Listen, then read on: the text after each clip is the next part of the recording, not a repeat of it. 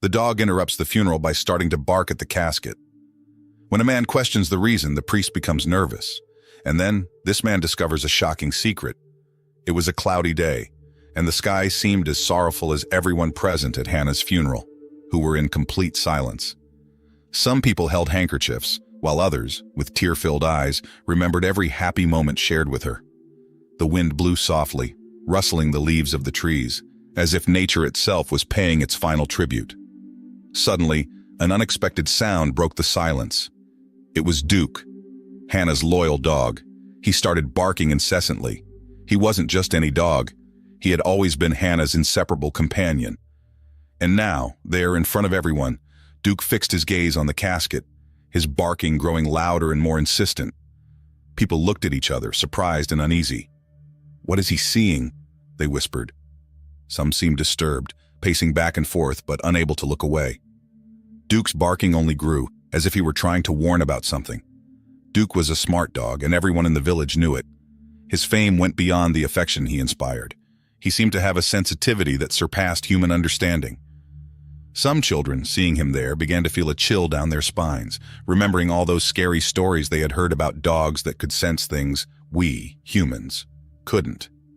What was Duke trying to communicate? It was clear that he knew something that unsettled even the adults, but no one dared to ask aloud. With his eyes fixed on a specific point, his behavior suggested something was wrong in that place. At that moment, some adults began to approach Duke, trying to calm him down. However, he kept barking non-stop, his gaze locked directly on the casket. There was something in his posture, an almost palpable determination, that even made the most skeptical hesitate. Curiosity filled the atmosphere, and soon everyone wanted to understand what he was trying to say. Father Michael, standing in the front, close to the casket, noticed that all eyes were now on him and the dog. Duke tried to contain his agitation, took a deep breath, and gestured for people to settle down again. But the barking didn't stop. With a faint and uncomfortable attempt at a smile, the priest realized that something strange was unfolding, and Duke's gaze seemed to insist that no one ignore what was happening. The priest decided to approach Duke, using a gentle voice. He tried to talk to the dog, saying, "Come on, Duke, calm down. Everything is fine here." But even so, Duke continued to bark, as if he were trying to warn of something terrible that no one could see. Cautiously, the priest extended his hand to stroke the dog's head, but Duke pulled back, letting out a low growl, without taking his eyes off the casket. The priest began to sweat, wiping his forehead as he looked around, aware that everyone in the church was watching his every move. "It's just a dog," he said with a nervous laugh, trying to get people to focus back on the ceremony. But deep down, even he seemed uncomfortable, almost as if he sensed that something bigger was at play, something Duke insisted on revealing. Some people noticed that the priest avoided looking directly at the casket, as if he didn't want to see what Duke seemed to be seeing. "Does he know something?" whispered an elderly woman to her friend beside her, with a suspicious look. Others began to feel a strange chill, as if something invisible and inexplicable was present. The children, intrigued and a bit scared, moved closer to their parents, gripping their hands tightly. Father Michael, realizing that the unease was only growing, raised his voice firmly and requested, "Please, someone take the dog outside." But Duke refused to leave. He stayed there, relentless, barking and staring at the casket, as if he had an urgent message to convey. And the mystery, instead of dissipating, only grew among those at the funeral. Amidst it all, there was a man no one knew well, someone who seemed out of place yet perfectly positioned to witness what was about to unfold. His name was David, a stranger who had recently arrived in the village, but who, for some reason, held a special affection for Hannah, even without knowing her deeply. David had an observant nature and a restless curiosity. Solving mysteries had always been his passion, and noticing Duke's unusual behavior, he immediately felt that something was very wrong. He looked at Duke and then at the casket, realizing that the dog wasn't barking for no reason. He stood up slowly, adjusted his coat, and walked toward the dog. All eyes turned to him, curious, wondering what this mysterious man, whom they barely knew, would do. "Hello, little friend," murmured David, crouching beside Duke. "What are you trying to show us?" Hearing David's calm voice, Duke stopped barking for a moment, as if assessing the man in front of him. His eyes shone, filled with intelligence and a mix of fear and hope, as if he were pleading for help. David noticed the intensity of that gaze and then turned his attention in the same direction as the dog, fixing his eyes on the casket. A chill ran down his spine, as if something was pushing him to uncover what was really happening there. The people in the church began to whisper, confused and intrigued. "Leave the dog alone," said one of the men, attempting to interrupt the moment. But David just shook his head, replying, "I think Duke is trying to tell us something." He continued to stare intently at the casket and added, "And maybe we should listen." Without further hesitation, David moved even closer to Duke and said in a low tone, "Come on, boy, show me what's bothering you." Duke wagged his tail slightly, as if he understood that David was there to help him. He then stopped barking and began to sniff the ground, taking cautious steps toward the casket, almost as if he were guiding David to a secret only he knew. As David and Duke approached the casket, the neighbors began murmuring among themselves about the legendary sixth sense of animals, recalling stories of dogs and cats that supposedly sensed presences, dangers, or even supernatural events before any human noticed. Duke's unsettling behavior left everyone on edge, and David suggested that perhaps the dog was perceiving something invisible to human eyes. The atmosphere grew heavier, and people wondered in silence. Could Duke be seeing something supernatural? Or was there an even deeper mystery surrounding Hannah's death? Father Michael, clearly uncomfortable, began to realize that the situation was slipping out of control. He took a deep breath, adjusted his cassock, and cast a serious look around. With firm steps, he walked to the center of the church and raised his hands, asking for silence. "Please, everyone, calm down," he said with a voice that sought firmness but trembled slightly, revealing his nervousness. "We are here to pay our final respects to Hannah, someone so dear to all of us." The priest gave a penetrating look at David, who was still beside Duke, trying to decipher what the dog wanted to show. "It is inappropriate," continued the priest, now in a louder tone, "for anyone to come here and cause a commotion at such a delicate moment." Some people in the church nodded, but others looked at the priest with a mixture of distrust and curiosity. Why did he seem so nervous? Why was he so eager to end this situation? Then the priest pointed directly at David. "What you are doing is a disrespect to Hannah," he declared in a louder and harsher tone. "Leave that dog alone and stop distracting everyone with these foolishness." David, feeling the weight of the priest's words, remained steadfast. Something about the priest's insistent manner, that exaggerated urgency to calm the situation, only heightened David's suspicions. Beside him, Duke let out a low growl as if he too disliked the priest's tone. Realizing he was losing control, the priest insisted, almost pleading, "Please, everyone, do not allow Hannah's memory to be tarnished by this behavior. Let us return to our original purpose, to pray for her soul and her eternal peace." But for many there, peace seemed farther away with each passing moment. The priest's words sounded filled with concern, but for those observing closely, the sweat on his forehead and the slight tremor in his hands told a different story. A heavy silence settled over the place, and everyone waited, anxiously, to see what David's next move would be. Before we continue, don't forget to leave a like and subscribe to the channel if you love animals and heartfelt stories. Sensing the priest's discomfort and his desperate attempt to end the conversation as quickly as possible, David decided to ask the question everyone feared to hear. With a firm voice and his gaze fixed on the priest, he asked, "Father Michael, how exactly did Hannah die?" The church went into an uproar. The murmurs grew, and some people exchanged glances, surprised at David's boldness. Father Michael's eyes widened, visibly shaken. He had already told everyone that Hannah had passed away peacefully, sleeping in her bed. But in that moment, David's question echoed through the church like a stone cast into a serene lake, creating ripples of uncertainty. "What do you mean, how did she die?" the priest replied, now in a clearly defensive tone. "I found her myself in her bed. She passed in peace, sleeping. She died in her sleep," he repeated, almost as if trying to convince himself. David, undeterred, took a step forward and continued, "But why was Hannah alone? And why were you the first to find her? Doesn't that seem a bit strange to you?" The murmurs among the people grew louder. A mix of curiosity and unease spread throughout the church. The children, wide-eyed, watched without fully understanding what was happening, while some adults whispered among themselves, making the atmosphere even more tense. Father Michael's face turned red, and an expression of anger barely concealed took over his features. He stamped his foot firmly, making everyone fall silent once more. "This is absurd," he exclaimed, his voice almost a shout.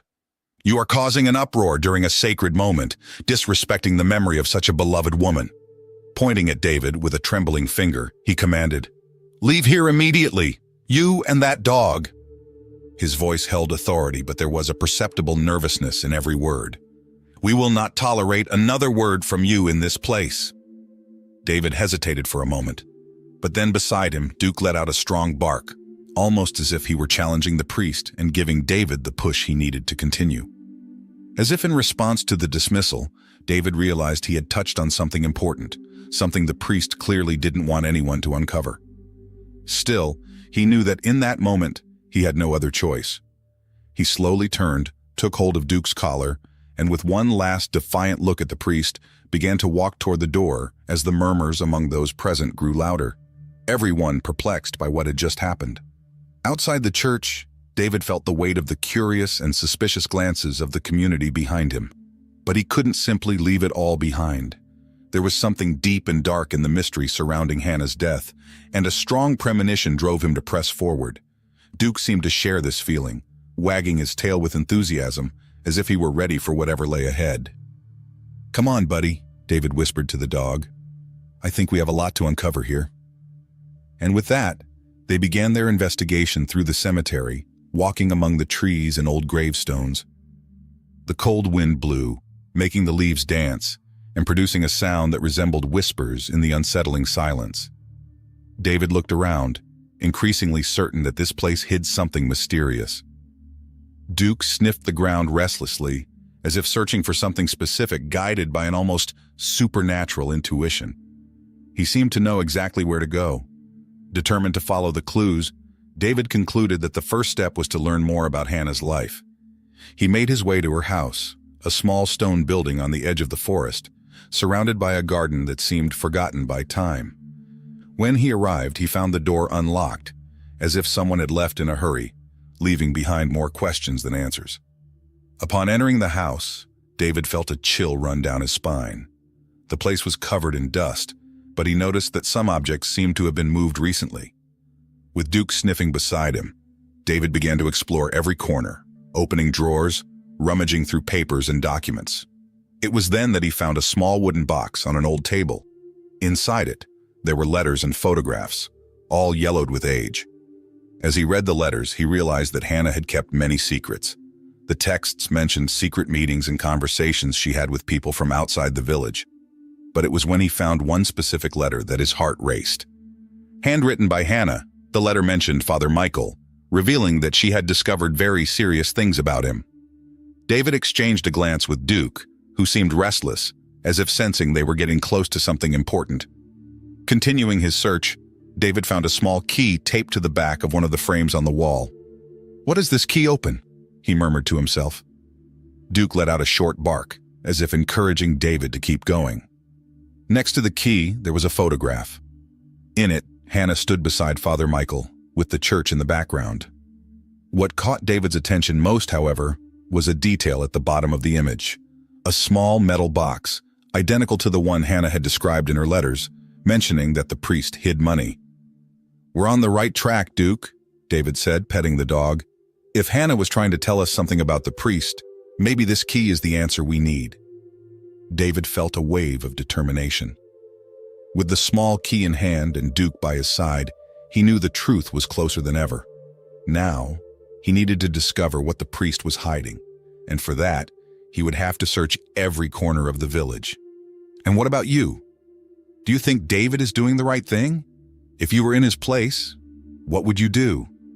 Leave your comment with your opinion, and don't miss the end of this story, which promises to surprise. With the key in hand, David felt closer than ever to unraveling the mystery. Together with Duke, he decided to return to the village center, where they could continue their investigation. The town seemed calm, but David sensed that something dark was hidden behind that tranquility. He needed to understand the secrets Hannah had kept and what exactly she knew about Father Michael. With this in mind, David went to the town library, an old place filled with shelves of dusty books and ancient documents. He began to search for anything that might link Hannah and Father Michael to something out of the ordinary. After some time searching, he found an old photo album of the town. Flipping through the pages, David saw photos of community events, religious festivals, and finally, a series of photos of Hannah. One of them immediately caught his attention. It was an image of Hannah beside Father Michael, but what stood out most was the expression on her face, a look of unease, almost as if she knew something that deeply frightened her. What had Hannah discovered? She didn't look happy. She looked worried. That's when David noticed a detail that almost went unnoticed on the edges of the photo. A small metal box, the same one he'd seen in the photograph found at Hannah's house. Driven by curiosity, David returned to her house, determined to follow the clues to the end. Back at the house, he continued his search for more evidence, and behind an old curtain he found a hidden cabinet.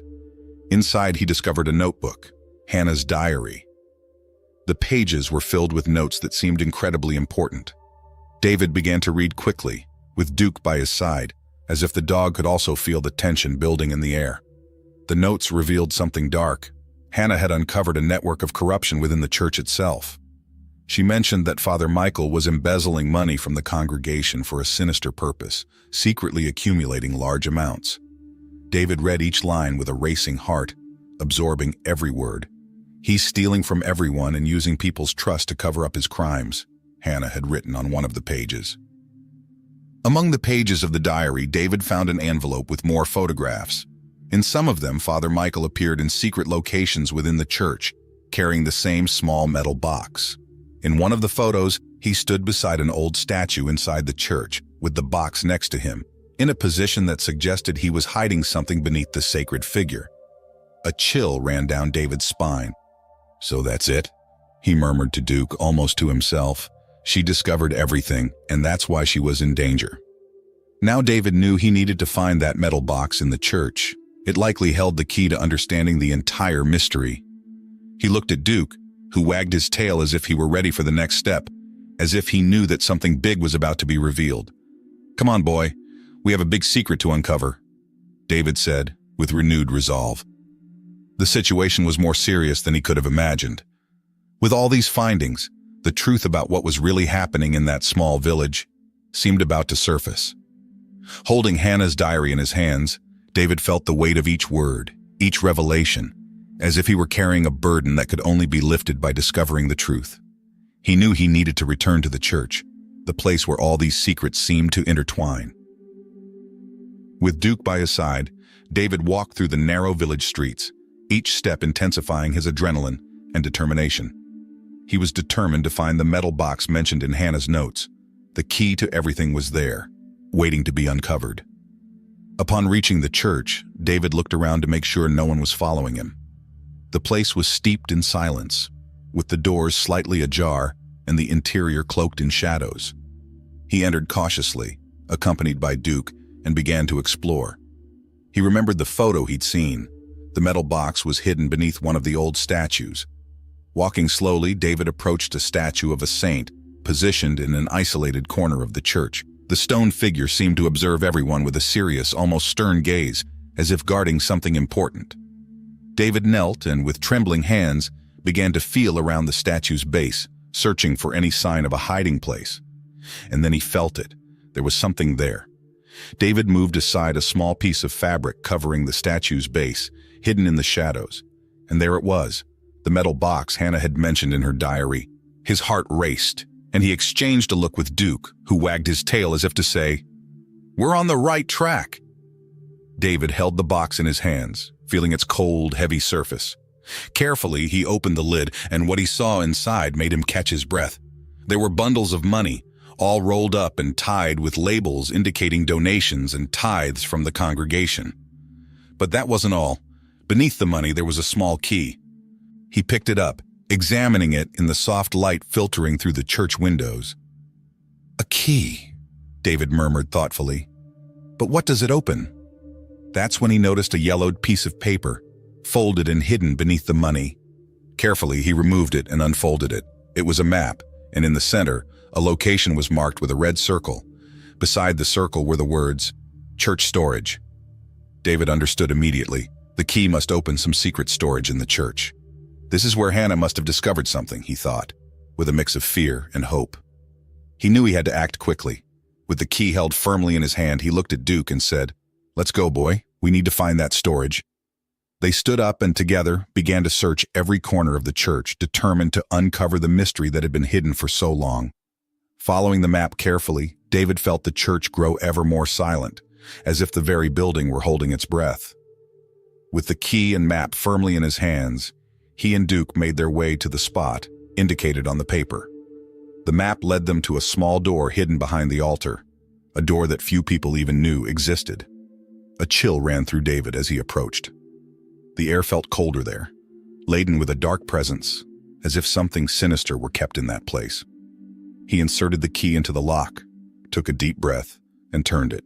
The door creaked open, revealing a narrow staircase leading down into a dark basement. With a flashlight flickering in his hand, David began to descend the steps, and Duke followed closely, his ears attuned to any strange sounds. At the bottom of the stairs, they found a damp, shadowy corridor. At the end of the corridor, a faint light flickered, casting uneven shadows on the stone walls. Then David heard a sound, the clink of chains moving. "Hannah," he called in a whisper, but all he heard was the echo of his own voice reverberating in the emptiness. As he entered the room, lit only by a single bulb hanging from the ceiling, he saw her, Hannah, chained to a chair, pale but alive. "Hannah!" David exclaimed, relieved, and she, in a weak voice, replied with a sigh of relief, "David!" But before he could reach her, he heard heavy footsteps behind him. Turning, he found Father Michael holding a wooden plank firmly, his eyes blazing with fury. "You shouldn't be here!" the priest shouted, his voice distorted by rage. "I told you, you would never find Hannah!" David barely had time to react before the priest lunged at him, trying to strike him with the plank. He managed to dodge, but the blow grazed him, causing him to lose his balance and fall to the floor. Trying to defend himself, he raised his hands, his mind racing with one question. How could a priest do something like this? It was inconceivable. David had never imagined that Father Michael, someone who was supposed to embody peace and goodness, could be so violent. Seeing him on the ground, the priest prepared to strike again. But Duke, without hesitation, let out a fierce bark and lunged at the priest, sinking his teeth into his leg with all his might. The priest's scream of pain echoed through the basement walls. He tried to shake Duke off, but the dog wouldn't let go, determined to protect his friend. In desperation, the priest dropped the plank and began to try to escape, limping and calling for help. David quickly got to his feet, his heart pounding, and ran after him. He can't get away, he thought, knowing the truth needed to come to light. With Duke still on Father Michael's heels, they reached the street, where the noise of the commotion was already drawing residents out of their homes. People watched, shocked, seeing Father Michael, a man who was supposed to be respected and honored, involved in a desperate struggle with David, while Duke kept him under control. Taking advantage of the moment, David raised his voice and shouted, "Stop! Everyone needs to hear what really happened. Everyone needs to know the truth."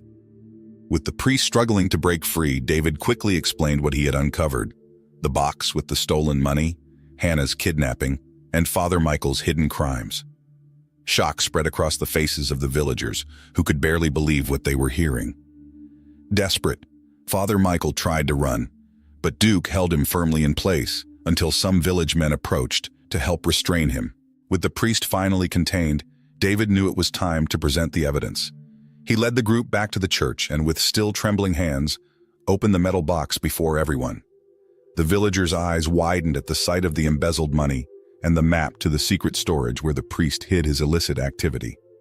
There were no doubts left. The truth had, at last, been revealed.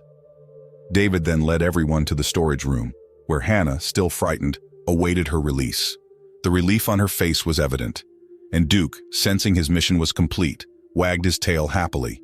With Father Michael immobilized and the evidence of his crimes in plain view, it seemed that the mystery had finally been solved. The entire village was in shock, stunned by the revelations. But David knew that Father Michael was not someone who would surrender easily. As the villagers discussed what to do next, the priest, in an act of desperation, seized a moment of distraction and, with an expression of deep hatred, managed to break free from those holding him.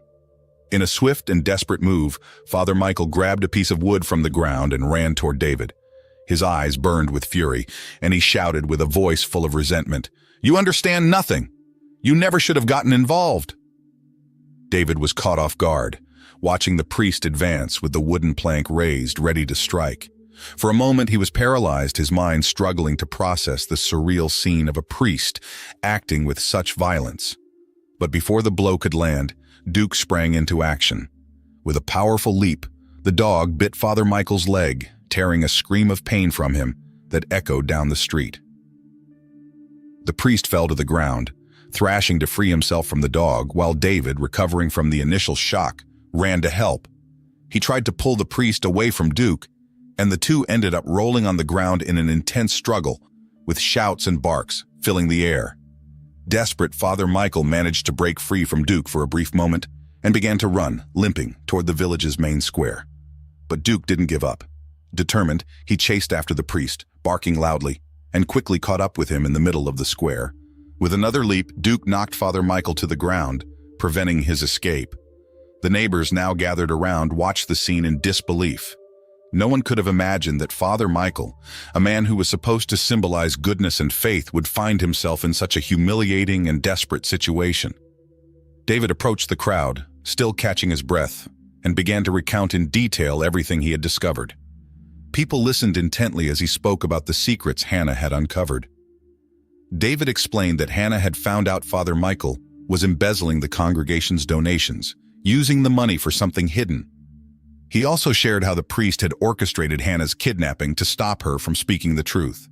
Some villagers, shocked by what they were hearing, helped hold Father Michael, while David, determined to prove he was telling the truth, led them back to the church. There, he held the small metal box firmly, feeling not only the weight of its contents, but the weight of the truth he was about to reveal. In front of everyone, he opened the box, showing stacks of money organized and labeled with the names of the faithful who had donated. Shock spread among the people, who murmured to one another, surprised to see the proof of the priest's crime. Then, David showed the key he had found and explained that it led to a secret storage room in the church itself. With the crowd following him, he led them to the storage room, where Hannah, still weak, was chained. Seeing her there, alive, a sigh of relief and surprise swept through everyone. Hannah, exhausted but relieved, could hardly believe she was safe. Duke, the loyal dog, ran to her, wagging his tail happily, as if he knew his friend was now safe. The scene was touching, and everyone watched with emotion and relief, seeing Hannah back and knowing the truth had come to light. Exposed, Father Michael tried to justify himself, but no one wanted to hear his excuses. The community, once devoted and trusting, now clearly saw who he really was. The priest's words no longer mattered, as everyone had seen the truth with their own eyes. David and Duke had uncovered the dark side of someone they'd never have suspected. With the priest finally detained and the community aware of everything, the mystery was solved and justice was served. Hannah moved, thanked David and Duke for risking everything to save her, and revealed the truth. Father Michael was taken away by the police while the village, still in shock, began to rebuild itself on new foundations of transparency and trust. The residents, now aware of the dark secrets that had been hidden, united to transform the place into one of truth and honesty. David, who had risked so much to uncover the truth, decided to stay in the village. He chose to help Hannah recover and became part of the community, finding a new purpose there. David's friendship and courage touched everyone, and he became an essential part of the place. Duke, the loyal companion, was celebrated as a true local hero. Children gathered around him, adults petted him, and the entire village recognized the dog's role in bringing the truth to light. United by sacrifice and bravery, the villagers found a new beginning with a renewed spirit and a commitment to truth that would strengthen them in the future. Thank you so much for watching the video to the end. If you enjoyed the story and the bravery of Duke and David, don't forget to leave a like, subscribe to the channel, and share your thoughts in the comments. Your participation is very important to us.